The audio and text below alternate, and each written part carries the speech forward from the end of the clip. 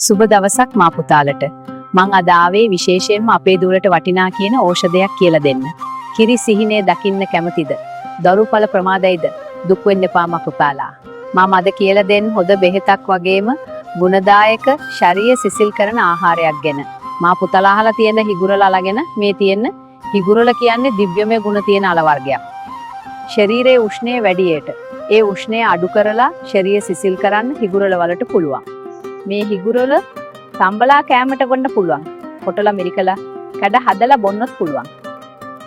එන්නම් හිගුරල පිටි කරලා තියෙනවා. ඒ පිටිතේ හැදි දෙක තුනක් අරන් කඩ හදලා බොන්න පුළුවන්. හැබැයි මා පුතාලා හිගුරල සුද්ධ කරන වෙලාවට කතා කරන්න එපා. කතා කළොත් අත කසන්න පටන් ගන්නවා. හිගුරල තම්බගෙන ආහාරයට ගන්න නැත්නම් කඩ හදලා සතියකට දෙතුන් පාරක් භාවිතා කරලා බලන්න. ඔයාට තියෙන දෝෂය අනුව මාත්‍රාව වෙනස් වෙන්න පුළුවන්. ඒ නිසා වෙද මහත්මයාගෙන් වැඩි විස්තර අහගන්න. එහෙනම් මට මං ගෙයින් එන්නම් මෙවැනි වටිනා දේවල් තවත් දැනගන්න වෙද ආච්චිව ෆලෝ කරගෙන යන්න.